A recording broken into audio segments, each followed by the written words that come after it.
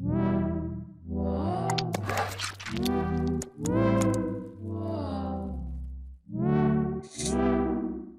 everyone, welcome back to our channel. We will be continuing our Python tutorial series. Today we'll be talking about Python functions. Under Python functions, we have things like arguments, parameters, callbacks, global variables, non-global variables. And we'll be focusing on all of that today. If you are new to the channel, a sub will be very well appreciated. And if you are part of the AI Bowen club, I advise you watch the previous videos so as to understand what we're going to talk about in this class. Let's begin. So, as I said before, we're going to be talking about functions, arguments, recursion, anonymous functions, global, local, and non-local variables. Let's start with functions. What is a function? A Python function is a group of related statements that performs a specific task. Let me give an example. Let's say I'm trying to create a school portal and I'm going to need the name, age, and matric number of each student. While creating the program, instead of me typing in the name over and over and over and over again, I can create a function that allows me to impute the name once and for all by just calling that function over and over again.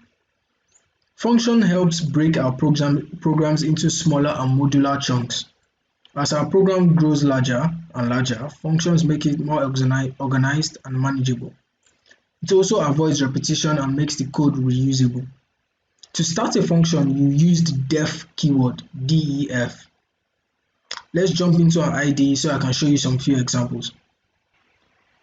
I am going to create a simple example so I could use that example to explain the syntax of a function. I'll be creating a function called greet that allows us to pass the name of any individual and print it out with a greeting. Simple type def greet name. Remember your semicolon. Print hello.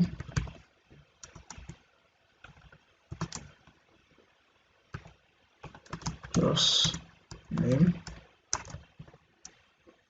plus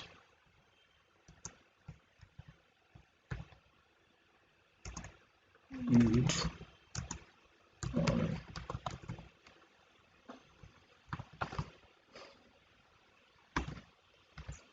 Sorry, made a mistake again. So let me explain this simple example. We first start by saying def is the start of a function header. This whole thing here is the function header. You start a function header by writing def. That is the keyword for starting a function. Then you need a way to identify your function because there are going to be times where you're going to have multiple functions in your program. You need a unique way of identifying them. That is where the name comes in. I used greet for my function name. For now, I don't have any other functions that I'm going to write, so I used greet. Then you have your parameter or argument, which is the name. Parameters and arguments are quite tricky because they both mean the same thing. They are information that are passed inside a function. But from a function's perspective, a parameter is a variable listed inside the parentheses, meaning what you have inside this parenthesis is a parameter. Then an argument is the value that is sent to the function when it is called. As I move on further, you understand what I mean. You use your colon to mark the end of a function header. If you remember in our if and for loops, we always use this colon to mark the ending of our headers. That is for the compiler to know that okay, yes, you are writing a function. Then after your function header, you can decide to write a documentation that explains what this function does. Let me write this simple documentation for us to understand. I can simply write this function greet the person passed in as a parameter. Then you have your valid Python statement. For the compiler to understand that this is inside your function, statements must have the same indentation level, meaning 4 spaces, 1, 2, 3, 4. Now let me run this. When I run it, you see nothing happens. That is because this function has not been called yet. So how do you call a function? Once we have defined a function, we can call it from another function, program, or even the Python prompt itself. To call a function, we simply type the function's name and the appropriate parameters. Let's say I want to greet John. All I do is write greet, calling that's the function's name. Then, as I said before, we have parameters and we have arguments. What I'm about to write here now is the argument. I want to greet John. Now, when I run this, as you can see, it prints out, hello John, good morning. So anytime I need to print out the name of someone with good morning, I don't need to be writing hello John, good morning, hello Janet, good morning. All I need to do is indent, put in my arguments, and it prints it out as hello, whatever name I put in. Let me give another example. Greet Jane. Sorry, I always forgot. Strings are meant to be inside parentheses. Let me run this. As you can see, hello Jane, good morning. Now there's also something called the return statement. The return statement is used to exit the function and go back to the place from where it is called. This statement can contain an expression that gets evaluated and the value is returned. It's a way of me printing out what I want in the body of a function instead of me using the print keyword. Let me show you a simple example. If I try to print out the answer or the result of this function, let's see what it will give us. As you can see, there's no return statement written here. So let me type that. Print greet John. When I run this, it's going to print out none. It shows hello John, good morning, none. That is because we are not returning any statement or any function inside this greet function. Let me give a simple example of how a return statement works or looks like. I'll create a simple function called def number. I'm passing a parameter of num. Now I'll explain what this function does. This function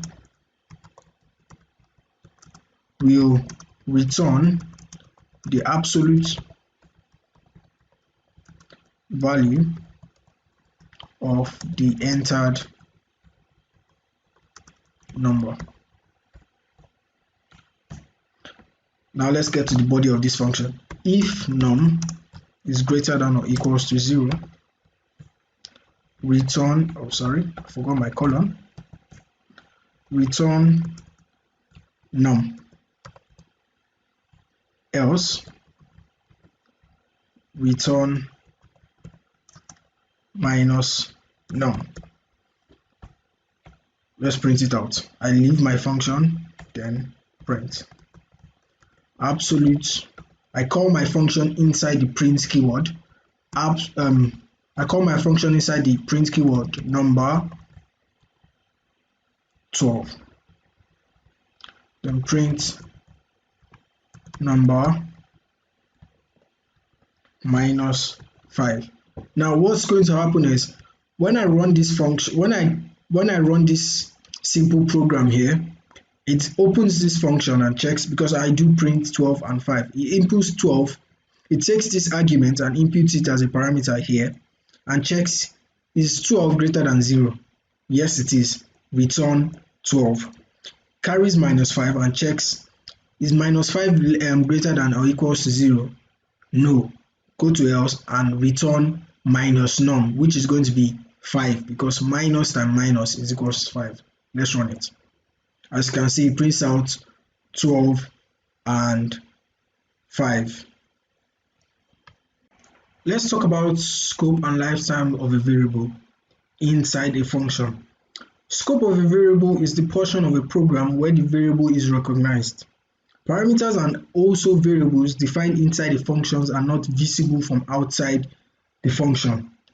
One thing we should know is that the lifetime of a variable is the period throughout which the variable exists in the memory. The lifetime of variables inside a function is as long as the function executes. Meaning if I call a function, if I create a variable inside a function, as far that function exists, that variable also exists. But once that function does not exist, the variable also doesn't exist. Let me give you an example to illustrate how this works. Let me start by creating a simple function called John's func, short form of function. I won't be passing any parameters inside this function. I start with my colon, then I move below, then I create a simple variable inside this function, passing the value 10. Now I want to print out that variable. Print out the value inside the variable. Print value, value inside function j. Now I'm going to go outside my function and create the exact same variable, but instead of passing in 10, I'll pass in another value. Remember what I said in the last class? When passing another value inside a variable, the value inside this variable disappears, or should I say deletes, and this variable gets stored inside it. Meaning I change my values by imputing a different value inside that same variable. But here is going to be quite different. Let me call my function John's func. Then let me print out this variable. Print value outside function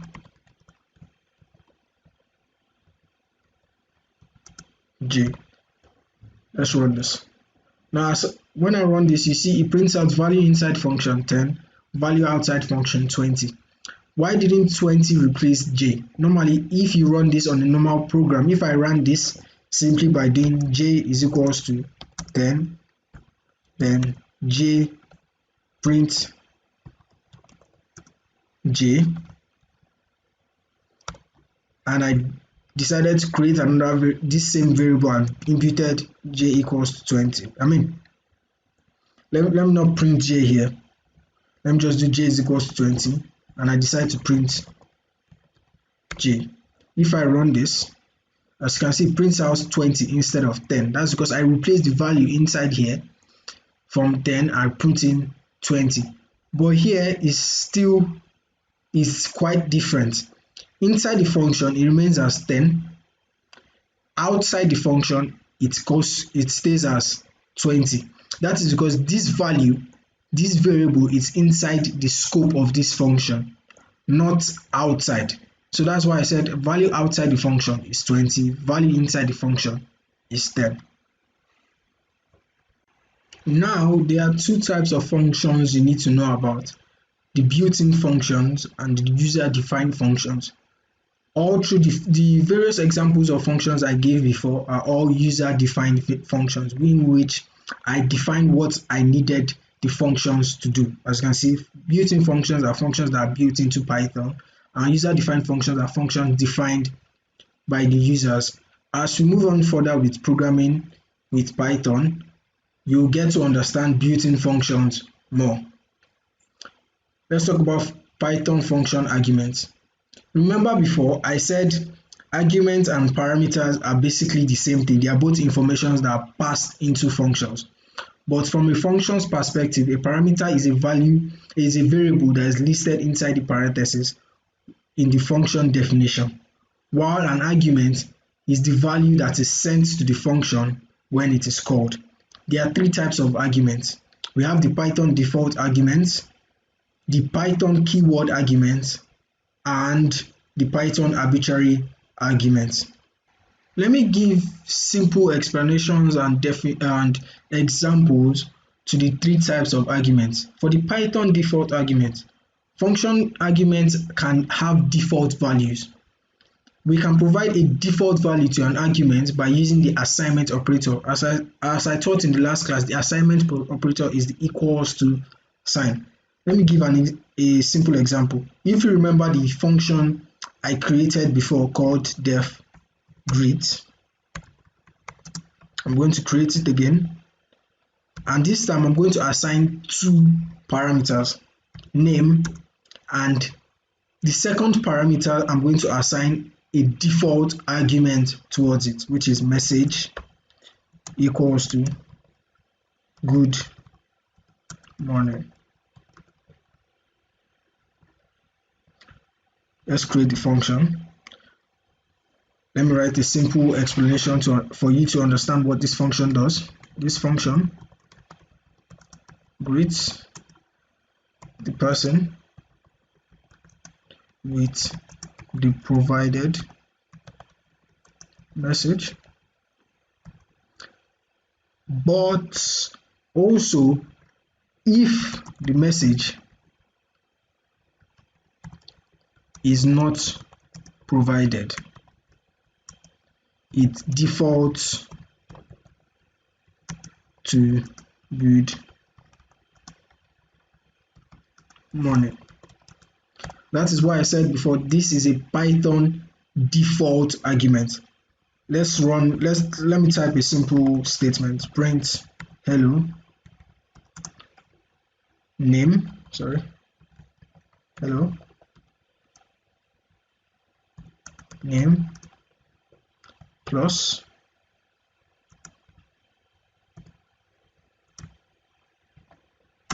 message, meaning hello, name, and whatever message I want to. I can do this in another way. I'll show you after I'm done with this example. I type in greet Keith. That's me calling the function. I'm calling the function here. I'm passing in this argument Kate as the name. Also, I'll also call this function again and type in greet Bruce, comma, my second argument, how do you do? Now when I run this program, you see it prints out hello Kate, good morning. I didn't tell it to print out Kate, good morning. I just called the function and imputed Kate. Why did you print out Kate, good morning? That's because the default argument was passed to print out message good morning. So here I printed out hello Kate, good morning, hello Bruce, how do you do? Let's go to keyword arguments. But before I go to keyword arguments, there's one thing you need to know, and that is non-default arguments cannot follow default arguments, meaning I cannot put in a default argument here, then put in a non-default argument before it. Let me show you a simple example. Let me create that same function again, def greet, but this time instead of me putting name then message, I'm going to put message first, then put name beside it. Then I close my header. Now when I run this, it shows a syntax error showing unexpected EOF while passing. That is because I defined a default argument before a non-default argument. So remember, when defining arguments, always define your non-default argument first before your default argument. Now let's go to Python keyword arguments. as we looked back at the Python default argument, I could not put a default argument before a non-default argument. But with the Python keyword arguments, it allows you to change the position of various arguments passing into a parameter. Normally, when we call a function with some values, these values get assigned to the arguments according to their position. For example, as I said before, this greet function that I created, when we called it with greet Bruce, how do you do, the value Bruce got assigned to name and how do you do got assigned to messages. But Python allows functions to be called using keyword arguments. When we call functions in this way, the order, which is the position of the arguments, can be changed. Let me give a simple example. Let me call greet out. Let me write a comment with two keyword. I'm going to call this function greet with two keyword arguments, which is greet. Then I call the argument name equals to Bruce. Then message equals to how do you do. I'll also call this function again with two keyword arguments out of order, meaning I'm going to put the message before the name.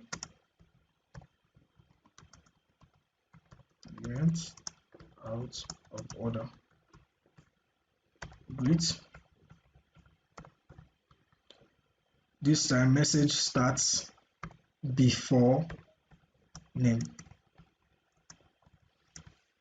How do you do? Name Bruce. I'll also call this function with one positional and one keyword argument.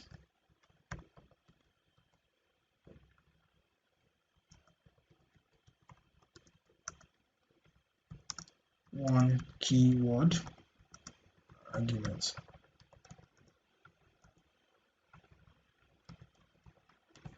That will be greet, positional, which is Bruce, message, then keyword argument, message equals to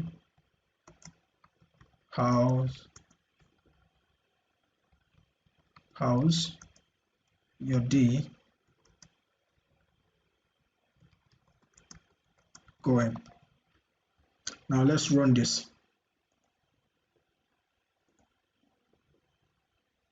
You see here it prints out hello Bruce, how do you do? Hello Bruce, how do you do? Hello Bruce, how's your day going? Here I passed in with two keyword arguments, which is name and message. I ignored whatever I put here and passed in these arguments over here. Here also I decided to switch it up. Here it shows name then message, but I decided to put the message before the name. But Python reads your program, then looks at your parameters in which you passed in, then replace the name here, then the message over here. So no matter how much you want to scatter it, it still rewrites, it still runs properly, checks it with your parameters, then prints out hello Bruce, how do you do? Here I decided to position just one positional argument, then one keyword argument. Now let's go to arbitrary arguments. There will be times when you don't know the amount of numbers or the amount of arguments you are going to pass into a function. That is the point whereby you use the arbitrary argument. In the function definition, we use an asterisk before the parameter name to denote that we are going to pass in an arbitrary argument. Let me show you a simple example. I'm going to use my normal greet, but this time I'm going to be passing different amounts of names or various names. So I'll use my asterisk symbol and type in names, my colon, simple description, this function reads all the persons in the names listed inside the tuple. Remember, a tuple is inside a normal parenthesis. So I'm going to write a loop that will loop through this tuple and print out the name. So for name in names, print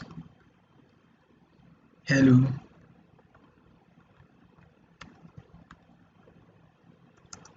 name. Now let me call my function and pass in my various arbitrary arguments, which are various names. I'll start with John, Jane, Monica, Steve. Now when I run this program, prints out hello John, hello Jane, hello Monica, hello Steve.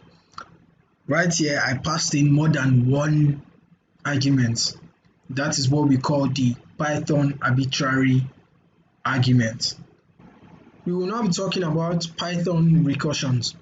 Recursion is the process of defining something in terms of itself.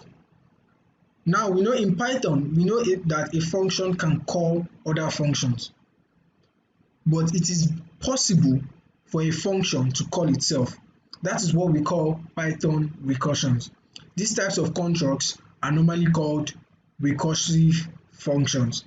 Let me show you some few examples. We all know that the factorial of a number is the product of all the integers from 1 to that number. For example, the factorial of 6 is 1 times 2 times 3 times 4 times 5 times 6, which gives 720.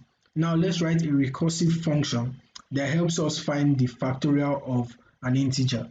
We first start by creating our function. I'll call this function factorial x.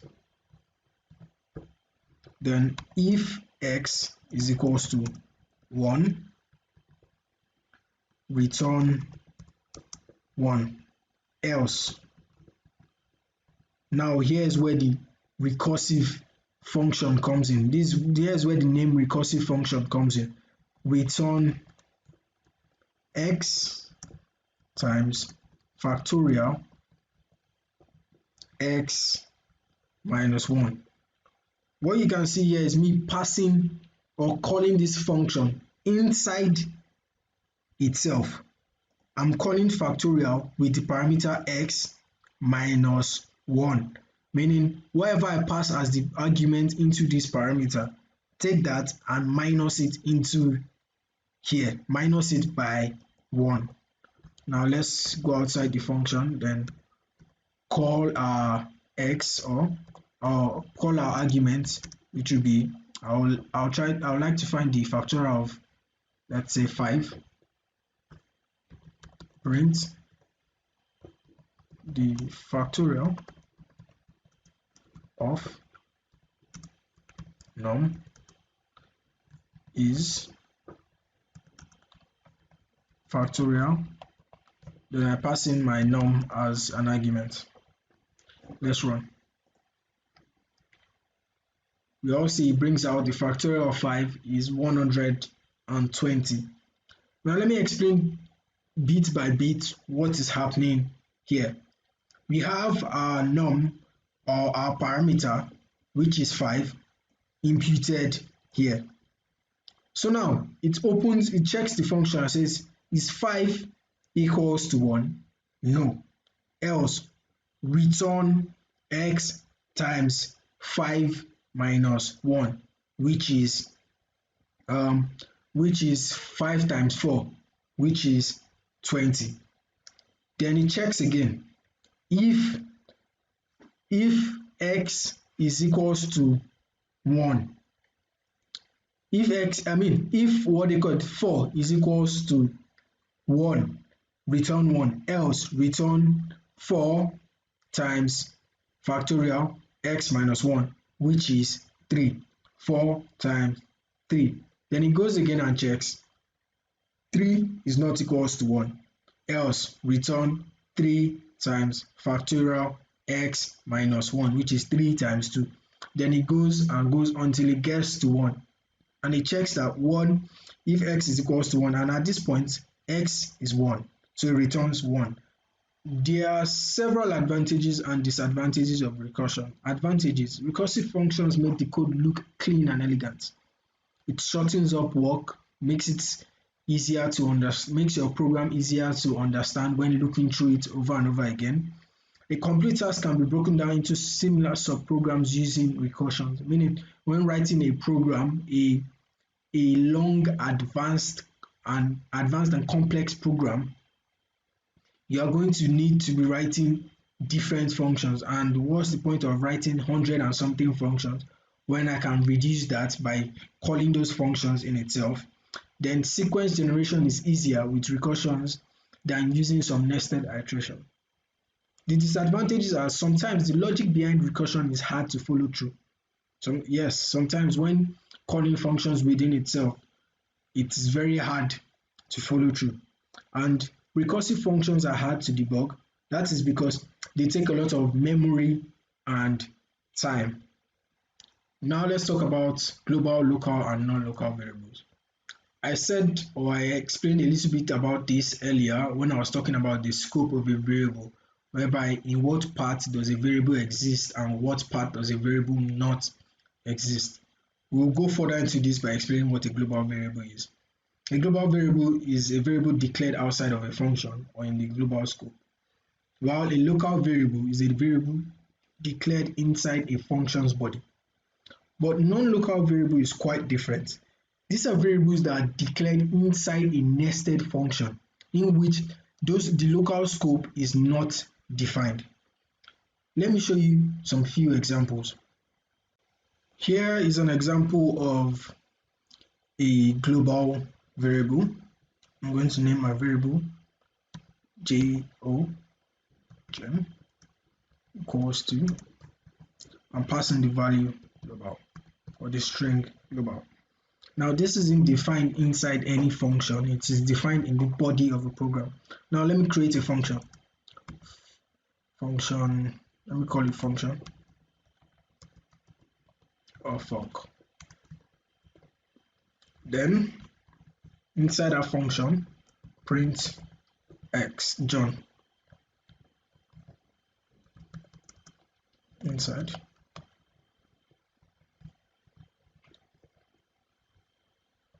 Well, let me do this as name inside is, let me call this let's do it this way. Name, not to confuse, let me not confuse you guys, John. Name inside name. Now let's go outside the function and call our function, then print out name outside. Name outside is name. Now let's run this. Invalid syntax, name, line 7. Oh, sorry, I forgot to put a comma. Silly mistake. Let's run. The print name inside is John, name outside is John. Now, what if I want to change what is inside? I want to change a global variable from inside a function. Let's see what it comes out as. Let's name John. Create a function. Let me just copy this instead of doing it over and over again. Paste in. But this time I'm going to do name is equals to name times 2. Let's see what happens. And this time let me change name to an integer. Let's see what happens. Let me call the function.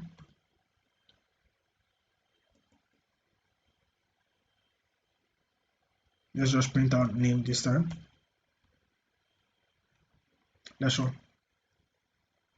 As you can see, local variable name referenced before assignment. It can't work because this is a global variable and I'm trying to change a global variable inside the function, which is not possible. I can call a global variable inside the function, but I can only change a global variable outside the function in the body it is in. Let me show you an example of a local variable.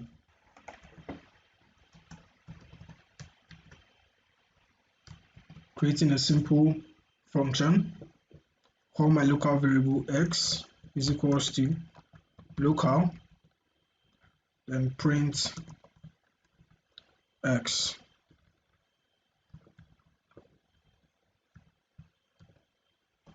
Then I call my function. Let's run this. Prints out local. But let's see what happens if I try and call a local variable outside the function. This same function, let me copy this same function and paste it here. But instead of printing x here, I'll decide to print it outside the function. Print x. When we run this, it's going to show name is not defined. As you can see, name x is not defined. That is because this is a local variable and it is defined inside this function. If I want to call this variable, I have to call it within this function. Now let's talk about, or before we go into non-local variables, let's use both global and local variable in the same code. We start with x is equals to global.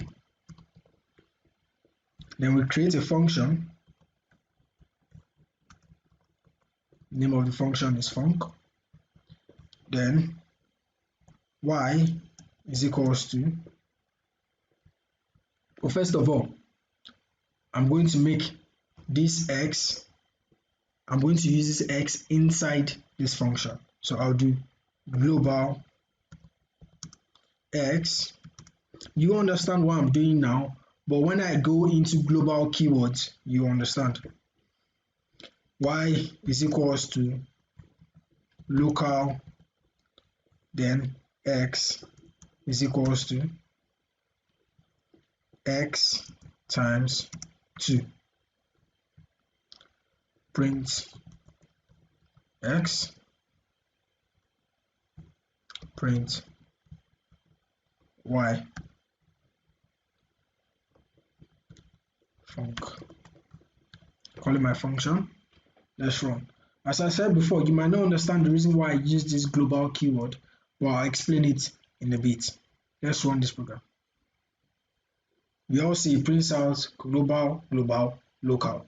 That's because we call this function inside, we call this variable inside this function. They told it to multiply itself twice, which is when multiplying strings, you are basically adding two strings together, which is global and global. I could have done, instead of doing this, I could have done x is equals to multiply equals to equals to 2. And if I run it, it brings out the same exact thing. I printed my x after it had multiplied itself. Then I printed y.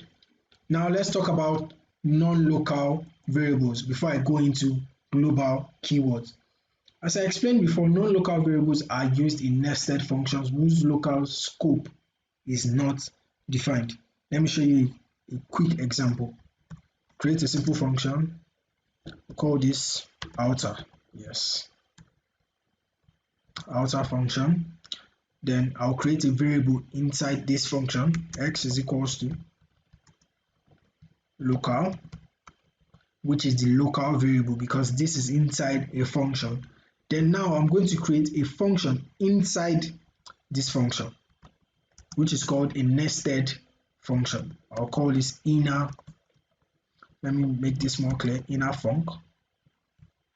Then inside this inner func, I'll call it a non-local x. That's because I am bringing this inside here. So I have to state it as non-local x.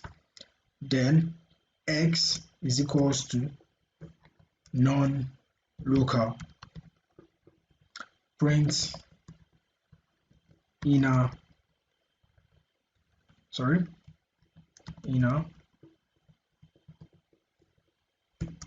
x.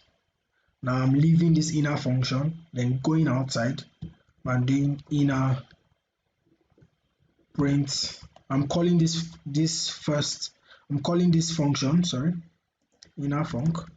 I'm calling this function inside this function, I'm calling the inner function inside the outer function. Then I print outer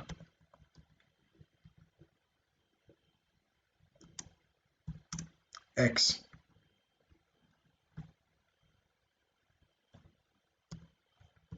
Outer, and I call the outer function.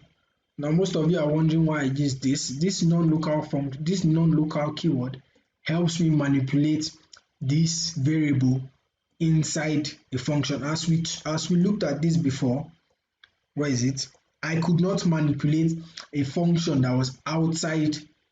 I could not manipulate a variable that was outside, a global variable that was outside this function. I tried manipulating it and it did not work. But this non-local keyword gives me the ability to manipulate this variable. Now let's run.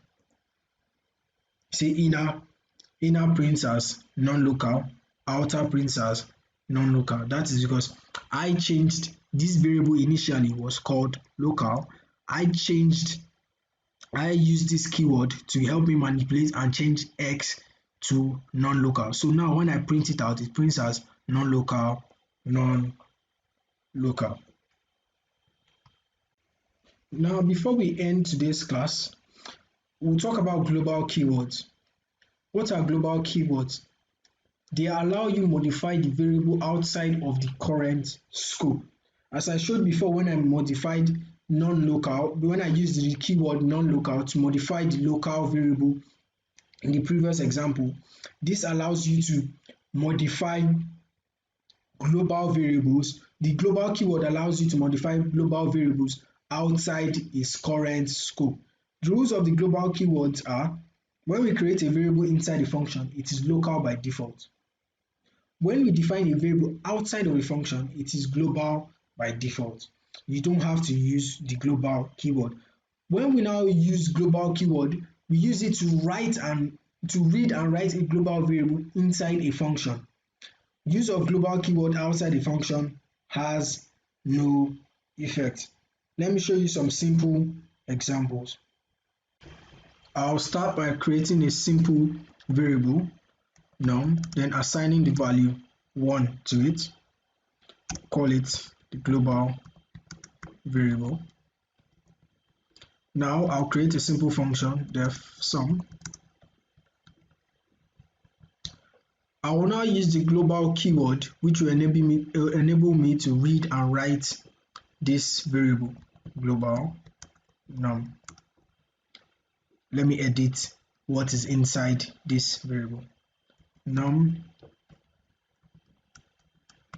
plus or equals to 2, meaning num equals to num plus 2. Also increment by 2. Print inside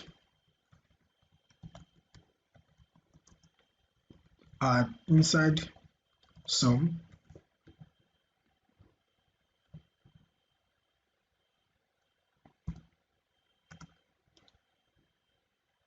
num Then outside the function, I'll call the function. I don't know why I keep saying add. Still the same thing. Sum print in the main.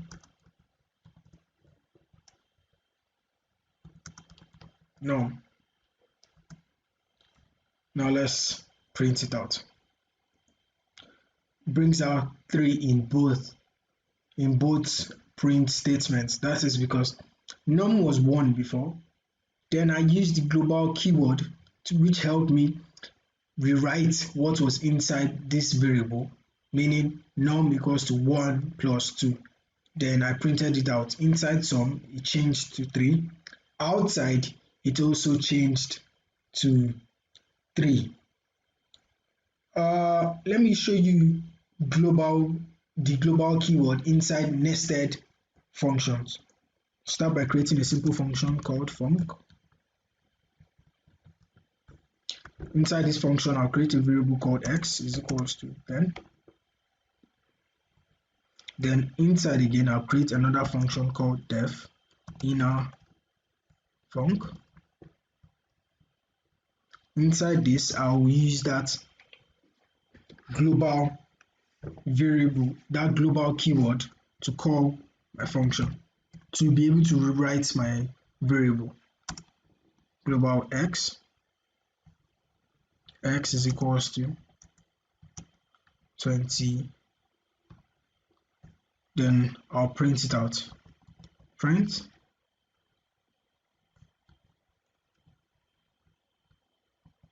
inner inside nested function